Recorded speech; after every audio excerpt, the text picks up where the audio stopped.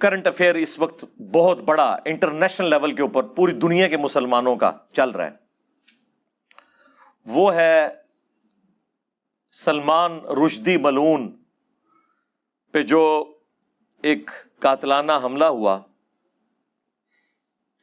12 اگست 2022 کو۔ اسی کے کانٹیکسٹ میں آپ کو پتا ہے کہ گارڈین اخبار میں عمران خان صاحب کا ایک انٹرویو بھی چھپا، جس کی کلیریفیکیشن کل رات کو انہوں نے دے دی ہے۔ سپٹمبر 1988 میں یہ کتاب لکھی گئی جی۔ یہ بیسیکلی انڈیا کا رہنے والا تھا اس وقت۔ ظاہر ہے آپ کو پتا ہے جب انڈیا پاکستان بنگلہ دیش میں کوئی مسئلہ ہو تو یہاں پہ جس طریقے سے اسے ریئیکٹ کیا جاتا ہے وہ پھر عالمی مسئلہ بن جاتا ہے۔ پھر سب سے بڑا آپ سمجھ لیں اس ایشو کو اٹھایا امام خمینی نے، انہوں نے اس کے سر کی قیمت لگا دی اس وقت کروڑوں روپے میں۔ پوری دنیا کے اندر ایک مسئلہ اٹھا، اور آج آلموسٹ سمجھ لیں 34-35 سال ہو چکے ہیں۔ وہ تو زندہ ہے خبیث، لیکن اس ایشو کی وجہ سے درجنوں مسلمان انڈیا میں، پاکستان میں، ٹرکی میں شہید ہو چکے ہیں احتجاج کرتے ہوئے مختلف مواقع کے اوپر۔ ابھی یہ جو ایکٹیویٹی 12 اگست کی پرفارم ہوئی اس میں بھی وہ بچ گیا۔ یہ کون سا طریقہ ہے کہ ہم یا تو ہم سپر پاور بن جائیں نا امریکہ کی طرح، دنیا میں جہاں کہیں گستاخ رسول ہو ہم اسے طلب کریں، قانون کے مطابق اس کے اوپر سزا لگائیں، پھر تو ٹھیک ہے۔ ورنہ آپ اس قسم کی ایکٹیویٹیز جب پرفارم کرتے ہیں تو جن لوگوں کے ریمیٹنس کے اوپر یہ ملک چل رہا ہے ان سے پوچھیں کہ یورپ اور امریکہ میں ان کے اوپر کیا گزرتی ہے جب آپ اس قسم کی جذباتی ایکٹیویٹیز پرفارم کرتے ہیں۔ اور یہاں ٹی وی چینلز پہ بیٹھ کے اس طرح کی ایکٹیویٹیز کرنے والوں کو ہیرو بنا کے پیش کیا جا رہا ہوتا ہے۔ آپ کو پتہ ہے آپ کیا کر رہے ہیں؟ اب دنیا پڑھ لکھ گئی ہے، آپ کی انہی حرکتوں کی وجہ سے مسلمانوں کے بچے سیکولر ہو رہے ہیں، بعض ایتھیسٹ ہو رہے ہیں کہ یار یہ کس قسم کے ذہن رکھنے والے لوگ ہیں۔ کیا اسلام نے یہ بات کی ہے کہ آپ نے ایکسٹرا جوڈیشل ایکٹیویٹی پرفارم کرنی ہے؟ اب وہ جو روایتیں لے کے آتے ہیں ان روایتوں کے مقابلے پہ بخاری مسلم میں کتنی احادیث موجود ہیں۔ آج میرا وہ ٹاپک نہیں ہے، ورنہ پھر رخ اور طرف چلا جائے گا۔ میری آپ ویڈیو دیکھ لیں، امام ابن تیمیہ اور گستاخ رسول کی سزا، جو انہوں نے کتاب لکھی تھی نا الصارم المسلول علی شاتم الرسول، اس کا میں نے پورا پوسٹ مارٹم کیا تھا، اور وہ تو خیر ایک الگ بات ہے۔ ہمارے نزدیک تمام گستاخان رسول جو عادی مجرم ہے اور اپنی حرکتوں سے باز نہیں آتے وہ واجب القتل ہیں، فساد فی الارض سورۃ المائدہ کی آیت نمبر 33 کے تحت، لیکن ایک طریقے کے ساتھ، ایکسٹرا جوڈیشل ماورائے عدالت طریقے کے ساتھ نہیں، عدالت۔ اور اگر عدالت انصاف نہ دے تو پھر آپ اپنے آپ کو اتنا مضبوط کریں کہ ہم اپنے مجرمین کو پاکستان کی عدالتوں میں ان کے خلاف کیس چلا سکیں۔ اس کی بجائے آپ اس طرح کے جب گوریلا طریقے اڈاپٹ کرتے ہیں، اس کا نقصان مسلمانوں کو ہوتا ہے، بعد میں بھگتنا پڑتا ہے۔ تو یہی چیز عمران خان صاحب بھی کہنا چاہ رہے تھے۔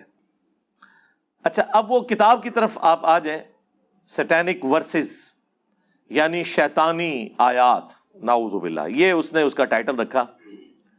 انتہائی فضول کتاب ہے، کوئی علمی بیک گراؤنڈ نہیں اس کتاب کی، اور میں تو حیران ہوں اس کتاب کو اتنا اٹھایا کیا، اس میں ہے کیا؟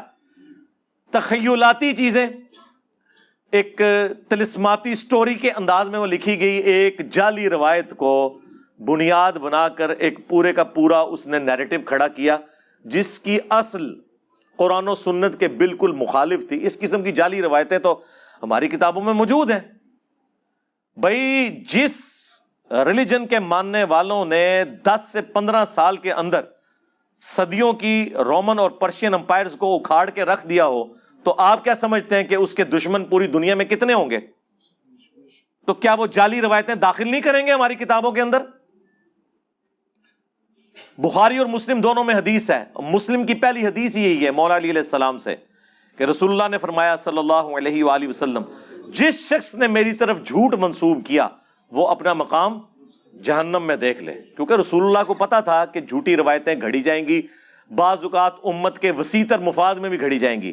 امام مسلم نے صحیح مسلم کے اندر مقدمے میں یہ لکھا ہے، جو مسلم کا پارٹ ہے، پہلی 92 روایتیں مقدمہ ہے، کہ میں نے نیک لوگوں کی زبان کے اوپر فی البدی جھوٹ جاری ہوتے ہوئے دیکھا ہے وسیع تر مفاد کے اندر دین کے. آج بھی آپ دیکھ لیں کتنے واعظین ہیں کہانیاں سٹوریاں سنا رہے ہیں. مسلم کے مقدمے کے اندر لکھا ہوا ہے کہ ابن مسعود کہتے ہیں بعض اوقات شیطان انسانی شکل میں آ کے حدیث بیان کر کے چلا جاتا ہے اور لوگ وہ حدیث پھیلانا شروع کر دیتے ہیں. جب بعد میں پوچھا جاتا ہے کس نے بیان کی تو وہ کہتے ہیں ادھر ایک بندہ آیا تھا, ایک آواز آئی اور وہ شیطان ہوتا ہے.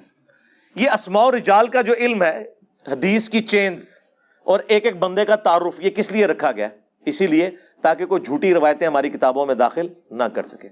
اور یہ اتنا کریٹیکل ایشو ہے کہ امام مسلم نے مقدمے میں لکھا ہے کہ اس پہ اتفاق ہے کہ تابعی کی مرسل کوئی شے نہیں ہے. یعنی اگر کوئی تابعی جس نے نبی صلی اللہ علیہ وآلہ وسلم کو نہیں دیکھا, صحابہ کو دیکھا ہے, صحابہ کی صحبت کی ہے, اگر وہ بھی کوئی روایت بیان کرے اور صحابی کو مینشن نہ کرے, ڈائریکٹ رسول اللہ سے فرمان بیان کر رہا ہے, اس کی روایت مردود ہے, کیونکہ اس نے تو زمانہ نہیں پایا. اور یہی اسی قسم کی ایک روایت ہے جس کی بنیاد کے اوپر سٹینک ورسز کتاب لکھی گئی, وہ انشاءاللہ میں بریف کر دوں گا. چلے آج تو مجھے موقع ملا, میں بڑے عرصے سے چاہ رہا تھا, لیکن وہ میں اس کو اس لیے ہاتھ نہیں ڈالتا تھا کہ اگر ہم اس طرح کے ٹاپکس پہ بولیں گے, کہیں گے جی دیکھیں جی گڑے مردے اکھاڑ رہے ہیں, یہ ہوں تو ایک مجاہد ملت نے خام خائی گڑا مردہ اکھاڑ دیتا ہے, ٹھیک ہے, وہ قاتلانہ حملہ اس کے اوپر کر کے. تو اب چونکہ ایک موقع ملا تو میں آپ کو تھوڑا بہت آئیڈیا ایک مسلمان کو ہونا چاہیے کہ یہ اس نے کام کیا ڈالنے کی کوشش کی ہے اس کتاب کے اندر. اس کو تو ہم پہلے سے ہی کنڈیم کر رہے ہیں اس حوالے سے. بیسیکلی سورۃ الحج کی ایک آیت ہے, آیت نمبر 52, اس کے کانٹیکسٹ میں آپ جتنی بھی قرآن کی تفاسیر ہیں وہ اٹھائیں گے تو آپ کو یہ واقعہ مل جائے گا.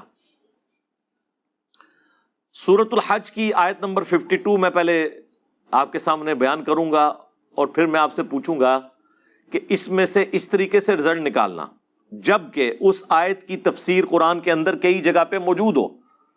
کتنا بڑا ظلم ہے کہ آپ کسی ایک جھوٹی روایت, ایک ضعیف روایت, اور ضعیف بھی اس درجے کی کہ اس کی صحابی تک سند ہی نہ جائے, تابعی تک جائے, مرسل روایت, چھوٹا ہوا واسطہ, اس کو ضعیف جمع ضعیف جمع ضعیف کر کے حسن بنانے کی کوشش کر دیں.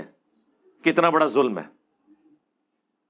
اور یہ اتنا بڑا ظلم ہوا کہ شیخ ناصر الدین البانی, سعودیہ کے جو محدث اعظم بھی رہ چکے ہیں, البانیہ کے تھے بیسیکلی, انہوں نے باقاعدہ اس روایت کے رد کے اوپر پوری کتاب لکھی ہے حافظ ابن حجر اسقلانی کے خلاف.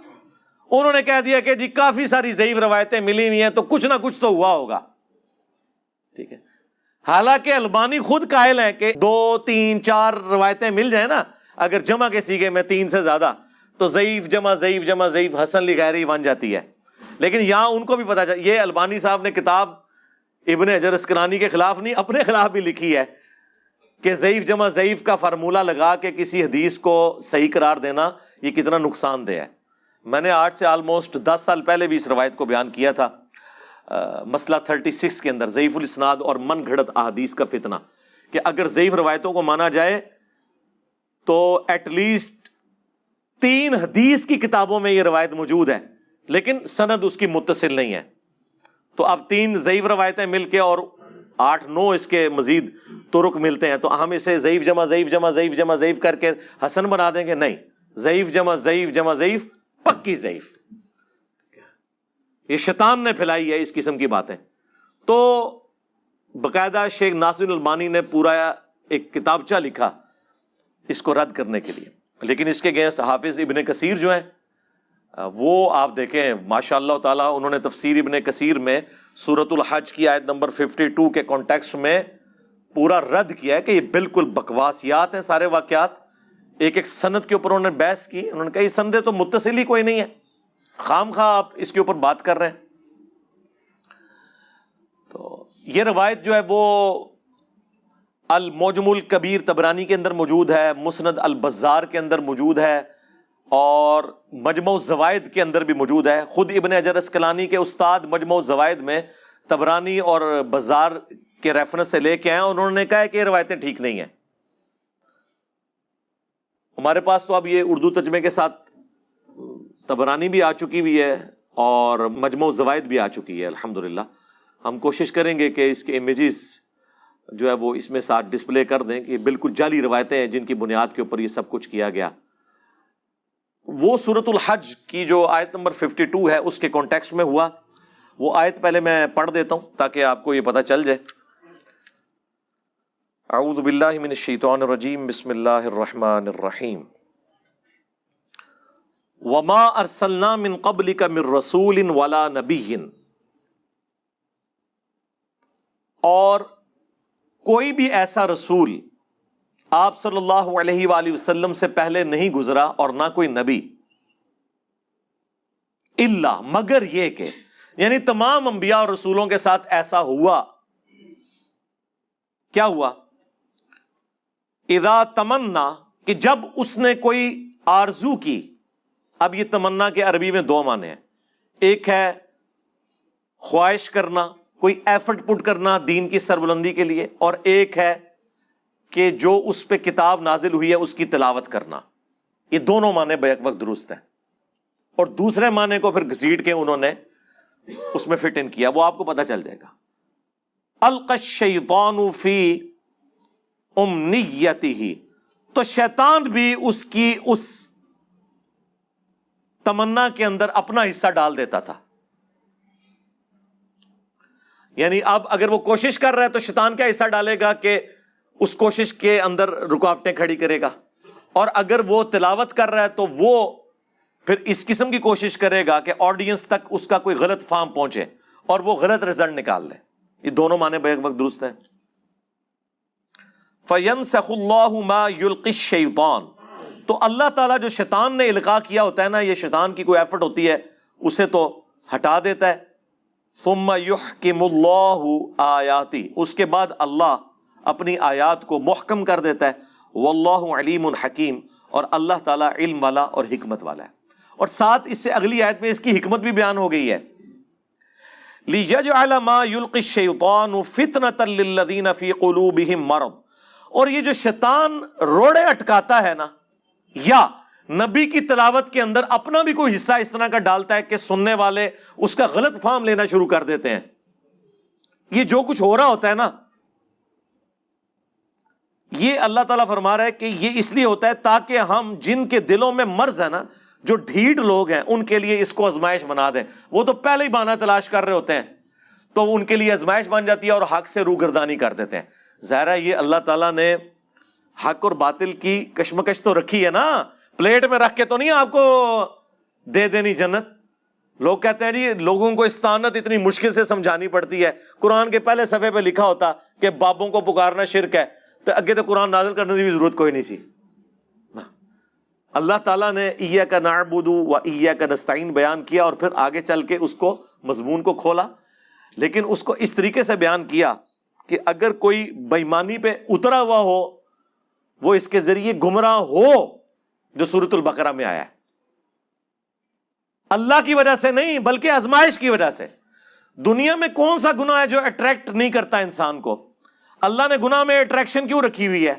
تاکہ انسان اس کی طرف مائل ہو اور پھر اپنی عقل کے ذریعے اپنے آپ کو قابو کرے اور گناہ سے بچ کے جنت کما لے. اور جس نے اس کے اوپر گر جانا ہے تو جہنم میں ہی جائے گا نا. زبردستی نہیں ہو رہی ہوگی، وہ اپنی مرضی سے کر رہا ہوگا. اسی طریقے سے یہاں پہ بھی ایسا ہی ہوا. تو اللہ تعالیٰ ماتا تاکہ وہ آزمائش بن جائے ان کے لیے.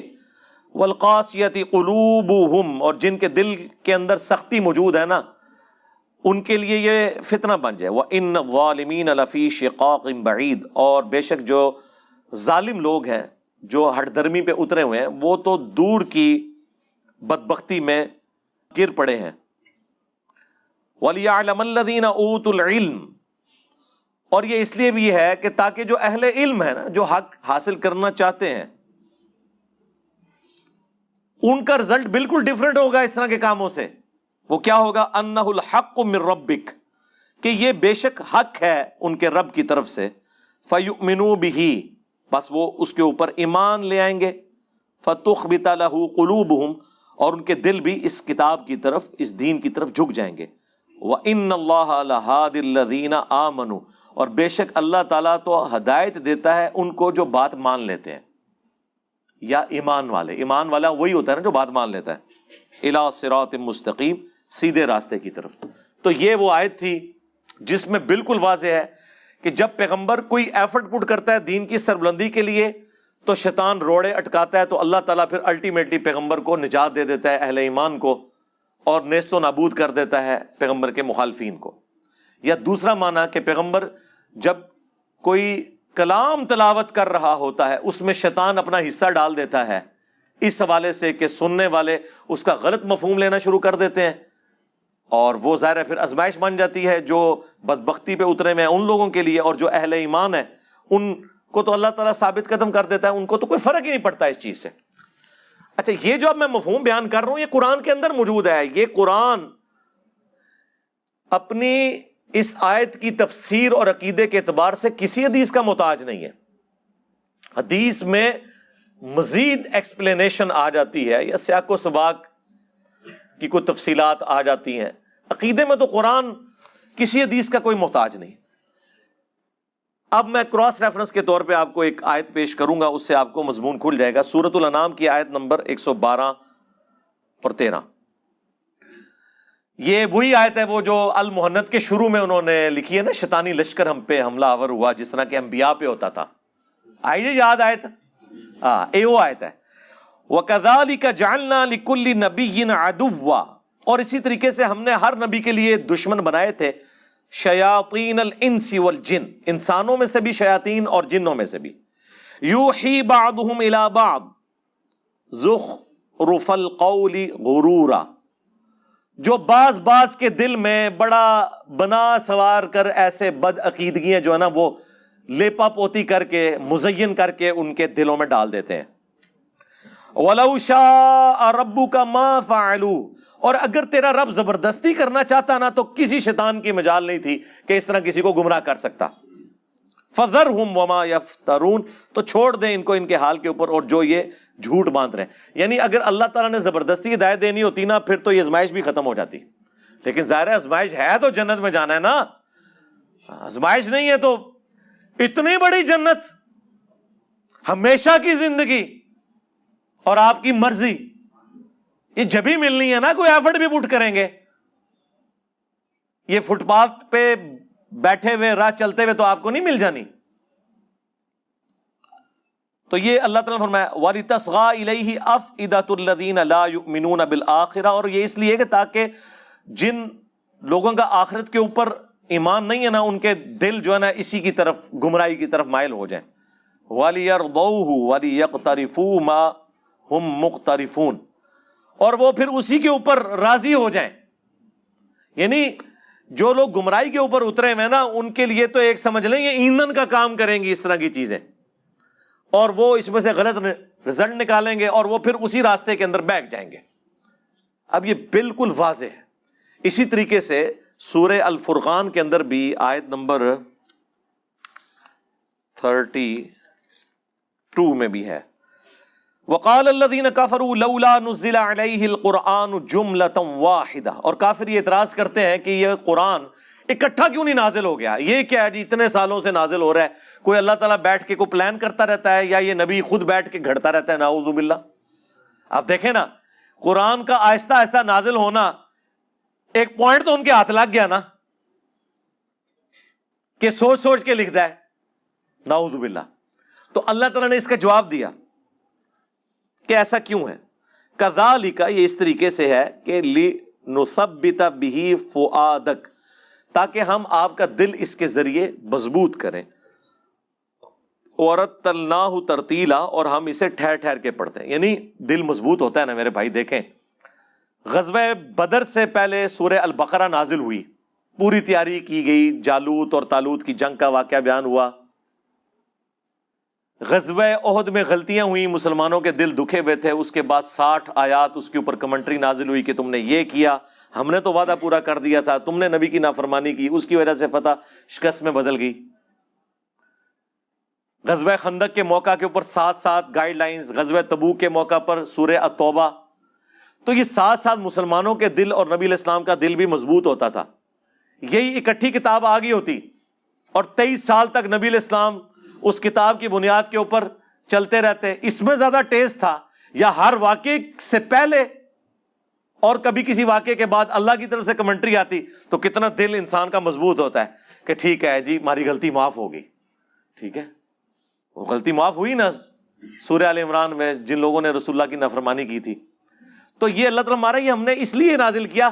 اچھا اب یہ ایک اللہ کی توجیہ ہے، لیکن آٹا گوندے ہلدی کیوں ہے؟ یہ جو ایک پنجابی میں محاورہ ہے کہ جو آٹا گوندے وقت ہلنا تو پڑے گا، اب اس کو بھی کوئی اعتراض بنا لے تو اس کا کوئی علاج نہیں ہے. جب بھی کوئی ڈاکٹرن آتی ہے، ہم یہ ایتھیسٹ سے بھی کہتے ہیں کہ آپ یہ جو اسلام کی ڈاکٹرن کے اوپر اعتراضات نکالتے ہیں، آپ کوئی ایک آئیڈیل ماڈل لیں، ہم اس میں بھی نکال دیں گے. الٹیمیٹلی آپ کو ول آف گاڈ کو ماننا پڑے گا. اور یہی اللہ نے قرآن میں فرمایا لا یسأل عما یفعل وہم یسألون. اللہ کو کوئی نہیں پوچھ سکتا کہ اس نے یہ کیوں کیا، اللہ سب کو پوچھ سکتا ہے. یہ اللہ کی ول ہے کہ پریگنینسی کی تکلیف سے عورت نے گزرنا ہے، مرد نے نہیں گزرنا. آپ بے شک ہر سال عورتوں کا دن اس حوالے سے منانا شروع کر دیں کہ نہیں ایک دفعہ مرد کو بھی اس تکلیف سے گزرنا چاہیے، آپ نہیں کر سکتے. اس لیے آج تک کسی نے یہ والا دن نہیں منایا.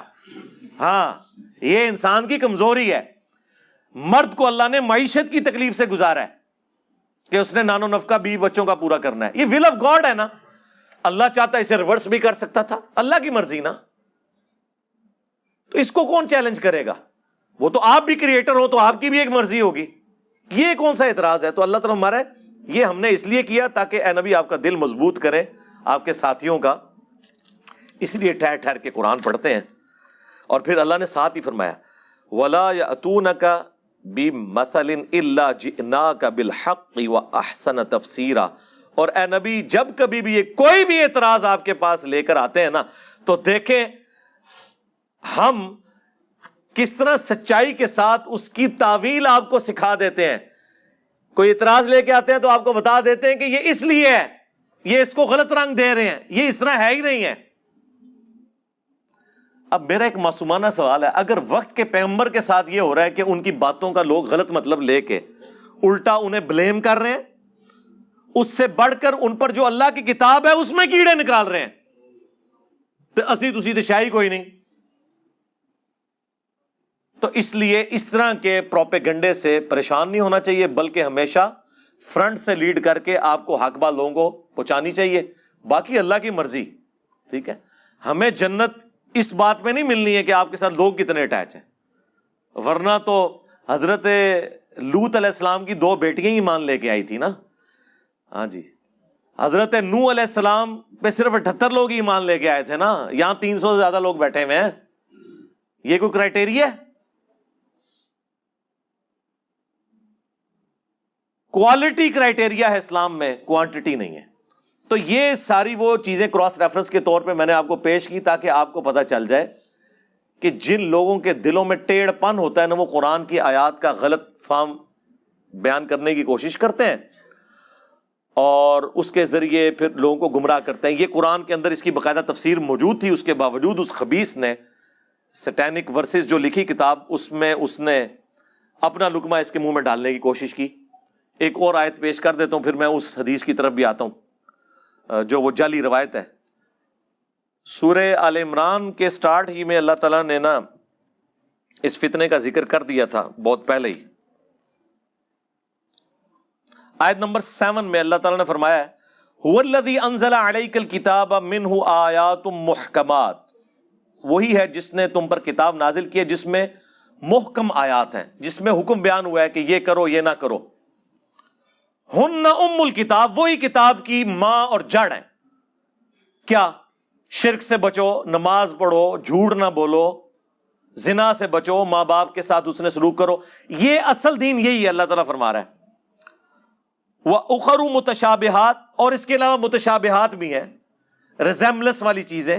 اب آخرت کا دنیا میں دھندلا سا تصور دینے کے لیے حوروں کا اللہ تعالیٰ نے مرد و عورت کا ایک تعلق رکھ دیا. آخرت کے فروٹ کا یہاں تصور دینے کے لیے دنیا میں فروٹ رکھ دیے، لیکن اس کا یہ قطعاً مقصد نہیں ہے کہ یہ فروٹ اور وہ فروٹ ایک جیسا ہے. نہیں، بالکل ایسا نہیں ہے. تو یہ متشابہات ہیں. اس طرح اللہ تعالیٰ کی صفات کا ذکر آیا ہے، وہ بھی متشابہات ہیں. کون اس کو امیجن کر سکتا ہے؟ اللہ بھی زندہ، ہم بھی زندہ، لیکن ہماری زندگی ادھار کی ہے، اس کی ہمیشہ سے ہے، ہماری زندگی اس کے اوپر ڈیپینڈنٹ ہے، اور پھر اس کی نوعیت جو ہے وہ کوئی امیجن ہی نہیں کر سکتا۔ لیس کمثلہ شیء وہو السمیع البصیر، اللہ کی مثل کوئی شے نہیں ہے۔ لیکن پھر بھی سمجھانے کے لیے اللہ تعالیٰ نے کہا اللہ تعالیٰ دیکھنے والا، سننے والا ہے۔ اب اس سے کوئی یہ سمجھے کہ اللہ کے کان ہیں یا آنکھیں ہیں جس طرح ہماری ہیں، نہیں، یہ ہے متشابہات۔ تو اللہ تعالیٰ فرماتا ہے کہ یہ متشابہات سمجھانے کے لیے تھی، یہ دین کی اصل نہیں تھی، اصل وہی ہے جو ہم نے تمہیں حکم دیا ہے۔ فَأَمَّا الَّذِينَ فِي قُلُوبِهِمْ زَيْغٌ، تو جن لوگوں کے دلوں میں ٹیڑھ پن ہوتا ہے نا، فَيَتَّبِعُونَ مَا تَشَابَهَ مِنْهُ ابْتِغَاءَ الْفِتْنَةِ، تو وہ فتنہ تلاش کرنے کی کوشش کرتے ہیں، ڈالنے کی کوشش کرتے ہیں ان آیات کے ذریعے، وَابْتِغَاءَ تَأْوِيلِهِ، اور اس کی تعویل اور اندر ہی مطلب کیا ہے اور لبڑنے کی کوشش کرتے ہیں۔ وَمَا يَعْلَمُ تَأْوِيلَهُ إِلَّا اللَّهُ، تو اس کی تعویل تو اللہ کے سوا کوئی نہیں جانتا۔ وَالرَّاسِخُونَ فِي الْعِلْمِ، اور جو علم میں پختہ لوگ ہیں نا، ان کا کیا عقیدہ ہوتا ہے؟ یقولون، وہ کہتے ہیں آمنا بھی، ہم سب کے اوپر ایمان رکھتے ہیں، جو کچھ بھی قرآن میں نازل ہوا، کل من عند ربنا، یہ سب کے سب ہمارے رب کی طرف سے ہے۔ وما یذکر الا اولو الالباب، اور نصیحت تو نہیں حاصل کرتے مگر عقل والے، عشق دے چلے نہیں۔ ویسے تو میں جتنی ٹیکنیکل گفتگو کر رہا ہوں منو دسو یہ چلے نو سمجھ آ سکتی ہے؟ ہاں، اور یقین کریں وہ جو چلے چرسی اور پوڈری اور نشہ کرنے والے درباروں پہ بیٹھے ہوئے ہیں، ان کو اپنے اس نشے میں اتنا مزہ نہیں آتا جتنا ہمیں ان علمی باتوں کو کرنے اور سننے میں آ رہا ہے۔ ہاں دیکھیں نا، یہ انبیاء کی وراثت ہے نا، کہ ہر چیز 2+2=4 میں ہے، ٹیکنیکلی ہر چیز اپنی جگہ بیٹھتی ہے۔ تو اللہ تعالیٰ فرماتا ہے کہ نصیحت نہیں حاصل کرتے مگر عقل والے، اور ان کی روش ہوتی ہے کہ وہ دعا کرتے ہیں ربنا لا تزغ قلوبنا بعد اذ ہدیتنا وہب لنا من لدنک رحمہ انک انت الوہاب، اے رب ہمارے دلوں کو ٹیڑھا نہ کرنا بعد اس کے کہ تو نے ہمیں ہدایت عطا فرمائی، ہمیں اپنے پاس سے رحمت عطا فرما اے عطا کرنے والے، آمین۔ تو اسی کانٹیکسٹ میں بخاری مسلم میں حدیث ہے، اللہ کے محبوب صلی اللہ علیہ وآلہ وسلم نے فرمایا جب کبھی بھی تم دیکھو کہ لوگ متشابہ آیات کی تفسیر بیان کرنے کی کوشش کر رہے ہیں، جیسے حروف مقطعات بھی ہیں، اس میں بھی تباہ آزمائی کر رہے ہوتے ہیں اور چیزوں کے اوپر بھی، تو سمجھ لو یہ وہی لوگ ہیں جن کے بارے میں قرآن میں اللہ نے کہا ہے کہ ان کے دل ٹیڑھے ہو چکے ہیں۔ یہی ٹیڑھے دل والے لوگ، انہی میں سے پھر اس طرح کے جاہل لوگ پیدا ہوتے ہیں، سلمان رشدی جیسے لوگ جو پھر اس قسم کی چیزیں لے کے آتے ہیں۔ اب قرآن اپنے مقدمے میں بالکل واضح ہے، اتنا واضح ہے، قرآن حکیم میں سورۃ الحجر کے اندر، سورہ بنی اسرائیل کے اندر، باقی صورتوں کے اندر اللہ تعالیٰ نے جگہ جگہ فرمایا کہ جو اللہ کے مخلص بندے ہیں نا، چنے ہوئے، ان کے اوپر شیطان کا کوئی اثر نہیں ہوتا، یعنی انبیاء کرام۔ پھر وہ ایک سورہ حج کی آیت لے کے ایک پورا ہنگامہ کھڑا کر کے ایک طلسماتی قسم کا ناول، ایک تخیلاتی چیزیں لکھ دینا، تو جرم کے اوپر مبنی ہے۔ اللہ تعالیٰ کی اسپیشل پروٹیکشن ہے۔ سورہ بنی اسرائیل میں اللہ تعالیٰ نے فرمایا کہ اے نبی علیہ السلام، ظاہر ہے نبی علیہ السلام ایک شریف النفس انسان تھے، قریب تھا کہ آپ بھی کافروں کی طرف تھوڑا بہت مائل ہو جاتے، اپنی اس شرافت کی وجہ سے ہوئے نہیں ہیں، ہو جاتے تو یہ آپ کو اپنا دوست بنا لیتے اگر ہم آپ کو نہ تھام لیتے، اور اگر بفرض محال ایسا ہوتا تو ہم آپ کو دنیا کی زندگی میں بھی دگنا عذاب دیتے اور آخرت میں بھی آپ کو اللہ کے عذاب سے بچانے والا کوئی نہ ہوتا۔ ہاں، یہ سب سے سخت ترین آیت ہے قرآن کی سورہ بنی اسرائیل میں۔ اسی طریقے سے سورۃ الحاقہ میں آیا کہ اگر یہ نبی ہماری طرف کوئی ایسی بات منسوب کر دیں جو ہم نے ان کی طرف وحی نہیں کی، ہم ان کا دانا ہاتھ پکڑ کے ان کی رگیں جاں کاٹ دیں۔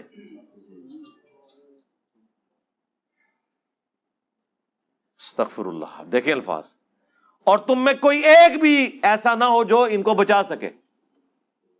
لیکن ایسا نہیں ہوا، یہ سارا غصہ کافروں کے اوپر ہے، یہ نبی کے اوپر غصہ نہیں ہے، یہ کافروں کے اوپر ہے کہ یہ نبی اللہ کی پروٹیکشن میں، یہ بنیادی عقیدہ ہے۔ پھر قرآن میں 3 جگہ آیا، سورہ یونس کے اندر، سورہ الانعام کے اندر، سورہ زمر میں، نبی صلی اللہ علیہ وآلہ وسلم کے حوالے سے، قل انی اخاف ان عصیت ربی عذاب یوم عظیم، اے نبی تم فرما دو کہ میں تو خود اس بات سے ڈرتا ہوں کہ اگر میں نے بھی اپنے رب کی نافرمانی کی تو بڑے دن کا عذاب مجھے بھی آ پکڑے گا۔ آج یہ آیات بیان کرنا گستاخی ہے، حالانکہ یہ آیات ہمارے پاس ثبوت ہے کہ یہ کتاب رسول اللہ نے نہیں لکھی۔ کوئی شخص جو کتاب لکھتا ہے وہ اپنے بارے میں اتنی سخت باتیں تو نہیں لکھتا نا، یہ اللہ کی طرف سے نازل ہوئی ہے۔ یہ آیات ہمارے پاس ثبوت ہیں جن کے بیان کرنے میں گستاخی کے فتوے لگ جاتے ہیں، اور بھی کافی ساری آیات ہیں، لیکن وہ ٹاپک پھر بدل جائے گا۔ تو یہ پورا قرآن کا مقدمہ ہے کہ انبیاء اللہ کی پروٹیکشن میں ہوتے ہیں۔ اب آ جائے اس واقعے کی طرف۔ وہ کہتے ہیں جی کہ یہ سورہ الحج میں جو ذکر ہے نا، اس کی پریکٹیکل اپلیکیشن ہوئی کہ سورۃ النجم کی آیات اللہ کے نبی علیہ السلام تلاوت کر رہے تھے، پارہ نمبر 27 کے اندر۔ یہ حدیث المعجم الکبیر طبرانی میں بھی موجود ہے منقطع سند کے ساتھ، مسند البزار میں بھی ہے، اور مجمع الزوائد کے اندر بھی ہے، اور مجمع الزوائد بڑی نعمت ہے، اردو میں آ چکی ہے۔ اس میں طبرانی اور حاکم اور باقی کتابوں کی جو اس قسم کی احادیث تھی ان کے اوپر تحقیم لگی ہوئی ہے۔ امام ہیثمی ابن حجر اسقلانی کے استاد نے اس کو باقاعدہ نقل کر کے کنڈیم کیا ہے، اور میں نے بتایا شیخ البانی نے پورا ایک رسالہ لکھا ہے ابن حجر اسقلانی کے خلاف۔ انہوں نے کہا کہ اتنی ضعیف روایتیں ہیں تو کچھ نہ کچھ تو ہوئے گا، ٹھیک ہے۔ اس کے رد میں شیخ البانی نے پھر پوری کتاب لکھی، اور حافظ ابن کثیر نے ماشاء اللہ تعالیٰ تفسیر ابن کثیر میں سورۃ الحج کی آیت نمبر 52 کے کانٹیکسٹ میں باقاعدہ ان سارے واقعات کو جعلی قرار دیا، اور وہ واقعات سورۃ النجم کے ساتھ یہ جوڑتے ہیں پارہ نمبر 27 کے اندر کہ جی نبی علیہ السلام سورۃ النجم کی تلاوت کر رہے تھے، اور جب ان آیات کے اوپر پہنچے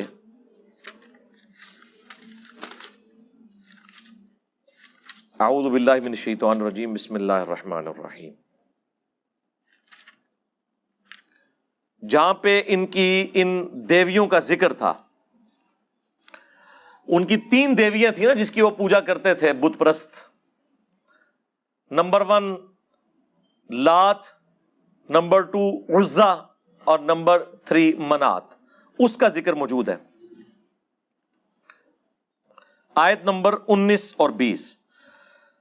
افرائیتم اللات والعزا، کیا تم نے لات اور عزا کی طرف نہیں دیکھا، ومنات الثالثۃ الاخری، اور جو تیسری دیوی ان کی منات ہے، الکم الذکر ولہ الانثی، کیا تم خود تو اپنے لیے لڑکے پسند کرو اور اللہ کی طرف لڑکیوں کی نسبت کرو، تلک اذن قسمۃ ضیزہ، یہ کتنی بری تقسیم ہے جو تم کر رہے ہو۔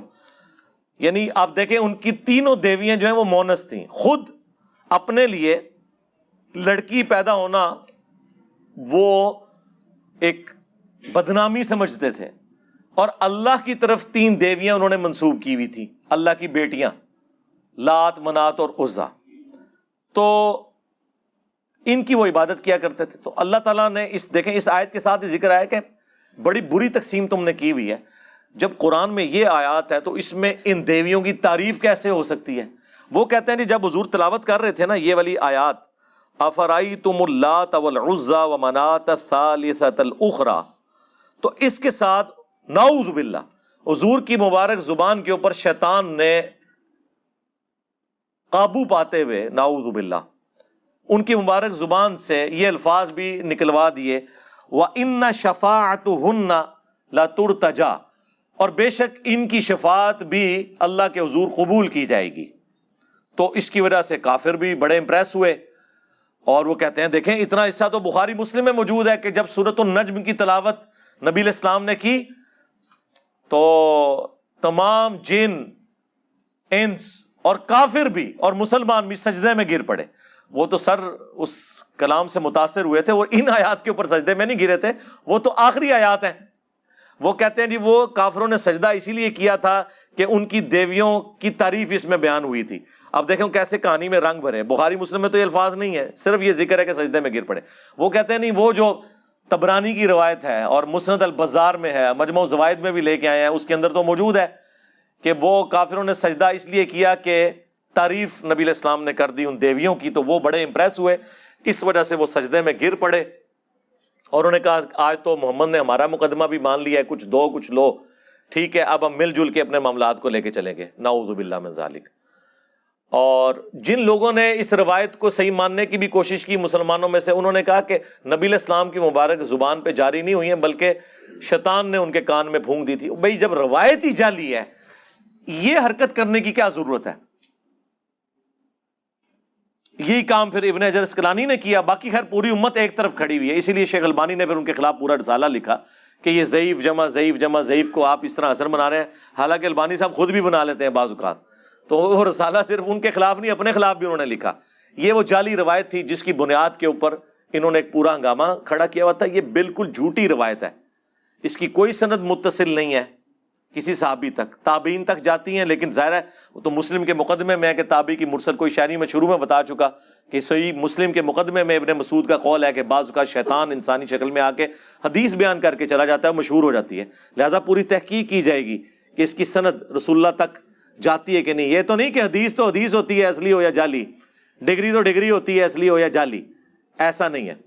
تو بہرحال یہ میں نے پورا مقدمہ آپ کے سامنے رکھ دیا اس کتاب کے حوالے سے، تاکہ آپ کو پتہ چل جائے کہ یہ جو تماشا ان لوگوں نے کھڑا کیا ہے، اس کتاب کو اتنی ہائپ اس میں کریٹ کی ہوئی ہے، اس کتاب میں شے کوئی نہیں ہے کہ جسے اتنی امپورٹنس دی جائے، سوائے یہ کہ آپ یہ کہہ سکتے ہیں کہ گستاخی یا کچھ ایسے الفاظ استعمال ہو گئے۔ ٹیکنیکلی تو وہ پور کتاب ہے، ٹیکنیکلی جو اسلام اور پیغمبر اسلام کے اوپر جو اعتراضات آج کے ایتھیسٹ کر رہے ہیں وہ بہت زیادہ ساؤنڈ ہے ایز کمپیئر ٹو اس کتاب کے، اس کے مقابلے پہ قرآن و سنت کے مقابلے پہ تو دونوں ہی جعلی باتیں کر رہے ہیں، لیکن اس کو اتنی ہائپ کریٹ کی ہے اور اس مردود کو انہوں نے زندہ رکھے ہوئے ابھی تک، اور دفع کریں اسے، مرے اپنی آرام موت، یا اتنے مضبوط ہوں کہ ہم اسے پھر پکڑ کے تو اپنی عدالتوں میں مقدمہ چلا کے تو فساد فی الارض کے تحت اسے سولی لٹکائیں۔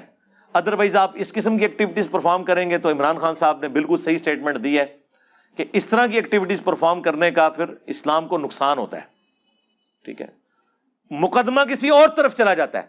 آپ دیکھیں وہ اس کی جو خبریں ہیں نا، اس کے نیچے لوگوں کے کامنٹس پڑھیں، لوگ کہہ رہے ہیں جی یہ ہے جی ریلیجن آف پیس، کس کس قسم کے ان کو موقع مل گیا نا بھونکنے کا، اور اس قسم کے موقع ہم پرووائڈ کرتے رہتے ہیں۔ ابھی تو یہاں کی گراؤنڈ ریئلٹیز نہیں ان کو پتا کہ یہاں مسلمان سے ڈرتا ہے، یعنی ایک مسلمان رفع الیدین کرتے ہوئے آمین اونچی کہتے ہوئے کسی ہندو سکھ عیسائی سے نہیں ڈرتا۔ آپ کسی سکھ کی دکان کے باہر مصلی ڈال لینا اور رفع الیدین سے نماز پڑھیں، کچھ بھی نہیں کرے گا، ہندو کچھ بھی نہیں کرے گا، لیکن کسی لبیک یا رسول اللہ نعرہ لگانے والا، ہاں اس کی دکان تو دور کی بات، اس کی مسجد میں بھی آپ رفع الیدین آمین اونچی کہے تو دیکھے وہ کیا کرتا ہے۔ تو اس سے اندازہ لگا لیں کیا یہ رسول اللہ کو لبیک کہہ رہے ہیں، یہ شیطان کو لبیک کہہ رہے ہیں آپ نبی علیہ السلام کی سنت سے اتنی نفرت کر کے، یہ کون سی دین کی خدمت ہو رہی ہے؟ تو اس لیے اپنی آنکھیں کھولیں۔ میں نے آپ کو بہت پہلے بتایا تھا کہ آنے والے دور میں یا تو مسلمان کتاب و سنت کے منہج پہ آئیں گے یا پھر وہ ایتھیسٹ ہوں گے۔ اے وشکارلے مولوی ادھر ادھر ہو جانے جے سارے ہے، تسی دیکھ رہے ہو کس طرح انہاں دی مٹی پلیت بھی ہوندی ہے، ٹھیک ہے جی، آباء و اجداد قبروں کے پجاری، اولادیں جو ہیں وہ الحمدللہ کتاب و سنت کے منہج کے اوپر آ چکی ہیں۔ ہمیں تو لوگ مطلب فرسٹ ہینڈ رابطہ کرتے رہتے ہیں، اللہ کا شکر ہے۔ تو یہ تو کہتے تھے نا جی وہ فلانے بزرگ نے اتنے نو کلمہ پڑھایا، فلانے نے اتنے، ساری کہانیاں بنائی سن، ٹھیک ہے جی۔ بزرگ تو پھر انہوں منو کہ صدیاں تو جنہاں نو تسی اپنے بابے نال جوڑیا سی، انہاں بابے چھوڑ کے اس شخص نو اپنا امام مان لیا ہے جس کی قبر مدینے میں ہے، محمد رسول اللہ صلی اللہ علیہ وآلہ وسلم۔ صلو علی محمد وآل محمد، اللہم صلی علی محمد وعلی آل محمد واصحاب محمد وازواج محمد وامت محمد اجمعین الی یوم الدین، آمین۔